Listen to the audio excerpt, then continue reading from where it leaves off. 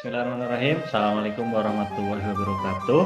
Eh, Langsung saja ya, kali ini saya akan menunjukkan pada Anda ya gambaran proposal seperti apa dan yang oke itu seperti apa dan yang kurang oke itu seperti apa ya yang harus dihindari ya.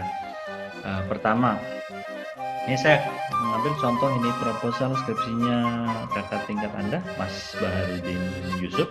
Ya, ini pertama Mas Baharudin Yusuf kebetulan mengambil di analisis konten ya, yang dianalisis adalah buku siswa, yaitu ingin menganalisis muatan multikulturalnya. Oke. Pertama cover ya standar, tinggal diikuti ini seperti ini ya, contek. Dan pendahuluan pertama. Nah, pendahuluan paragraf pertama itu adalah latar belakang masalah. Ya, ini di sini Mas Yusuf sudah mengambil di paragraf awal ini yaitu tentang multikulturalisme, sedangkan judulnya multikulturalisme ya itu. Jadi oke, langsung to the point, tidak dari biasanya kalau kesalahan yang banyak dilakukan oleh mahasiswa adalah dari hal yang terlalu jauh relasinya, seperti pendidikan adalah bla bla bla gitu. Ya memang itu berkaitan tetapi terlalu jauh. Ini multikultural, oke. Nah, biasanya seperti ini. Paragraf pertama, Anda harus mengingat bahwa paragraf itu adalah kumpulan kalimat yang memiliki satu ide pokok ya. Kumpulan kalimat yang memiliki satu ide pokok. Jadi ketika Anda mau ada ide pokok ya, gagasan, mau ngomong sesuatu dalam beberapa kalimat, kalau itu memang dalam satu ide pokok, maka jadikan satu paragraf. Kalau Anda baca paragraf, kemudian Anda berpikir, loh kok ini ada dua ide pokoknya, maka dipotonglah, pecahlah paragraf itu jadi dua. Kalau kok ada tiga ide pokoknya, pecahlah paragraf itu jadi tiga. Seperti itu ya, itu yang sering sekali terjadi. Itu paragraf awal, latar belakang masalah. Nah, kemudian penelitian yang, ini cukup panjang punya Mas Yusuf ya. Oke, di sini. Nah, ini kemudian penelitian relevan. Di sini belum ada. Mas Yusuf belum menuliskan penelitian relevan seperti yang di video saya yang sebelumnya. Di sini disebutkan penelitian terkait bla bla bla bla beberapa kali dilakukan titik. Pertama bla bla bla, dua itu penelitian relevan. Dituliskan tiap penelitian itu satu kalimat ya, dan itu jadikan satu paragraf. Kan intinya mau satu ide pokok bahwa ada udah beberapa penelitian yang dilakukan yang terkait itu. Nah, ini kurang punya Mas Yusuf. Kemudian rumusan masalah. Nah, di sini rumusan masalah seperti ini pertanyaannya. Di sini hanya saja punya Mas Yusuf ini buku itu belum jelas. Harus spesifik, penelitian itu spesifik. Jelas buku siswa yang tema apa, seperti itu ya. Jadi ini kurangnya ini, tapi formatnya udah benar. Tujuan, nah ini yang sudah dibahas ya, bukan mengetahui tapi mengungkap. Kalau mengetahui itu belum bisa dikatakan penelitian, tapi mengungkap pola itu baru penelitian. Jadi di sini mengungkap. Manfaat penelitian ya, ini manfaat praktis, manfaat teoritis ya, ini tergantung penelitian Anda apa. Kemudian landasan teori. Landasan teori itu seperti ini ya membuatnya. Jadi misal ini multikulturalisme. Jadi Anda landasan teori intinya isinya adalah apa sih definisi, konsep, kemudian ciri-ciri dari kata-kata kunci yang ada di judul Anda. Kenapa? Untuk apa? Itu untuk supaya pembaca itu bisa memahami apa yang akan Anda tulis. Contoh ini Mas Yusuf itu kan mau meneliti buku multikulturalisme, kemudian anak sekolah dasar dan sebagainya. Maka Mas Yusuf ini kajian teorinya ya ini multikulturalisme. Kenapa? Supaya satu, untuk penelitiannya sendiri, supaya Mas Yusuf itu sebenarnya paham sekali bahwa multikulturalisme itu apa. Kan dia mau meneliti multikulturalisme kan, jadi harus paham Bagaimana Anda bisa mau meneliti dengan baik kalau tidak memahami apa yang akan Anda teliti? Ya tidak. Anda mau meneliti ikan cupang misalnya, Anda harus paham ikan cupang itu seperti apa, besarnya sebesar apa, warnanya seperti apa. Setelah tahu baru Anda bisa meneliti ikan cupang. Kalau tidak, misalnya Anda tidak tahu, kemudian Anda ke sungai misalnya mau cari ikan cupang, lihat ikan mas, karena tidak tahu itu ikan cupang dan tidak tahu ikan mas juga, Anda meneliti itu, kan salah. Jadi penting sekali di tinjauan pustaka itu Anda hal-hal yang terkait dengan judul Anda itu ditaruh di sini ya, dijelaskan di sini karena untuk pemahaman Anda sendiri yang pertama dan juga nanti untuk pembaca. Pembaca jadi, oh saya ingin tahu ini penelitiannya Yusuf seperti apa, maka oh multikulturalisme maksudnya itu. Oke. Nah, di sini multikulturalisme ya, Anda harus mencari definisinya tentang apa itu multikulturalisme itu minimal 3 ya. Ini di sini Mas Yusuf punya Mahfud, ini 1, kemudian Furnival, kemudian Azra Pareh. Ini berarti 4 ya, 1, 2, 3, 4.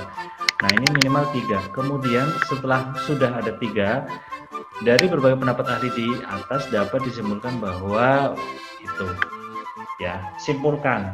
Jadi minimal 3, multikulturalisme adalah menurut ini bla bla bla, menurut ini bla bla bla, menurut ini bla bla bla. Kemudian akhirnya disimpulkan.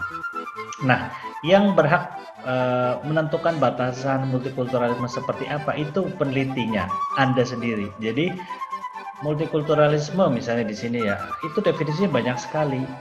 Nah, Anda berhak mau mengambil definisi yang mana, gitu kan? Kalau dalam ini karena tuntutan Anda minimal 3, sebenarnya mau lebih dari 3 juga boleh-boleh saja ya, seperti itu. Jadi contoh lain misalnya di salah satu skripsi itu ada tentang sikap sosial. Nah, sikap sosial di kurikulum 2013 itu ada banyak sekali, 12 kalau tidak salah. Kemudian si peneliti hanya ingin meneliti sikap sosial 3 saja, boleh-boleh saja, itu haknya peneliti. Jadi tidak akan disalahkan, oh harus 12, tidak. Yang penting dituliskan bahwa sikap sosial yang dalam penelitian ini adalah hanya 3 itu. Oke, jadi ini untuk tinjauan pustaka seperti ini. Nanti semuanya sama. Kemudian landasan teori. Di sini Anda harus mencari teori atau prediksi dari ini kalau penelitian terdahulu sih. Oke, penelitian terdahulu dulu ya, maaf. Nih, ini Anda menuliskan deskripsi dalam penelitian itu dalam 1 paragraf ya. Tiap penelitian 1 paragraf. Nah, ini ya. Nih, seperti ini. Tapi ini kalau ini koreksinya mungkin tidak usah ditulis dalam skripsi seperti ini ya. Penelitian Kumala 2018 ini ya, penelitian Kumala 2018 tentang bla bla bla bla bla. Ini kalau bisa jangan judul tetapi tentang apa ya kan, bukan judul. Ya mirip lah tapi berbeda. Itu. Kemudian di sini metode penelitian ini menggunakan metode sebenarnya ini harusnya lebih lengkap ya. Jadi metode teknik pengambilan datanya bagaimana, kemudian analisis datanya bagaimana, itu kemudian hasilnya apa, singkat saja, jadi tidak terus hasil yang sangat panjang lebar, tidak. Dan begitu seterusnya, ini sampai 10 itu it's okay ya, 10. Oke. Nah terus teori di sini sebelum membuat kerangka berpikir ini ya, kerangka berpikir Anda harus menemukan teori dulu. Anda memakai teorinya siapa? Teori itu apa sih? Nah ini yang bagian paling sulit sih biasanya di teori itu berarti adalah simpulan dari sebuah penelitian yang menyangkut sebab akibat atau prediksi dari sebuah faktor ya. Dan itu sudah dia paling aman kalau misalnya Anda bingung, cari saja teori kan. Teori kalau ini kan multikulturalisme, maka cari teori multikulturalisme. Nanti ada banyak, diambil satu saja. Nah, teori itu nanti disesuaikan di dalam penelitian Anda, konteks penelitian Anda itu apa. Baru nanti Anda bisa buat kerangka berpikir. Di sini apa ya? Mas Yusuf ini mengambil dari penelitian ini, peneliti mencoba memasukkan teori yang ada, teori Sultan dan Kuncara Ningrat. Ini dua, satu saja tidak apa-apa. Nah, ini Mas Yusuf bisa membuat kerangka ini karena sudah mengambil teori. Kalau belum menentukan teori maka tidak bisa. Ya, ini jadi di sini kerangka berpikirnya seperti ini, karena berdasarkan teori. Ini teori ini. Satu teori boleh, lebih dari satu teori juga boleh. Tapi biasanya kalau lebih dari satu teori berarti harus menggabungkan dua teori itu, dan mungkin biasanya lebih rumit ya. Walaupun tidak mungkin, itu mungkin saja. Oke, next. Kemudian metode penelitian ini. Metode penelitian di sini ya, kesalahan mahasiswa biasanya adalah tidak menuliskan secara detail ya metode. Jadi seharusnya, karena namanya metode kan cara ya, cara atau teknik ya, maka Anda itu harus menuliskan dengan detail sekali apa sih yang akan dilakukan di situ.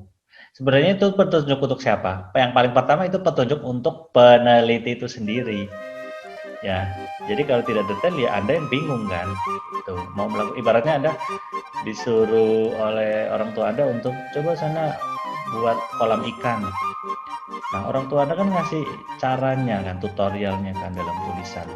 Kalau tidak detail kan Anda yang bingung nanti, setelah ini apa, waktu melakukan proses ini itu apa ya. Nah, itu harus detail. Jadi metode penelitian yaitu tata cara melakukan penelitian. Siapa yang akan melakukan penelitian? Anda loh. Maka metodenya di sini harus jelas dan detail ya, sedetail-detail.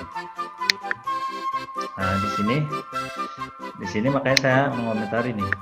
Jelaskan bagaimana caranya Anda memilih buku, kriterianya apa saja. Jadi karena ini Mas Yusuf meneliti buku, Mas Yusuf harus detail kenapa dia memilih buku itu, caranya memilih buku itu bagaimana. Jadi itu sedetail-detailnya. Teknik pengumpulan data ini yang penting sekali juga. Bagaimana sih sebenarnya Anda mengambil data, ini harus detail ya. Kemudian absen data seperti video saya sebelumnya sudah dibahas, Anda memakai absen data yang mana. Oke, sudah itu. Jangan lupa ya, daftar pustakanya dilampirkan di sini, belum ada daftar pustaka. Begitu. Terima kasih. Assalamualaikum warahmatullahi wabarakatuh.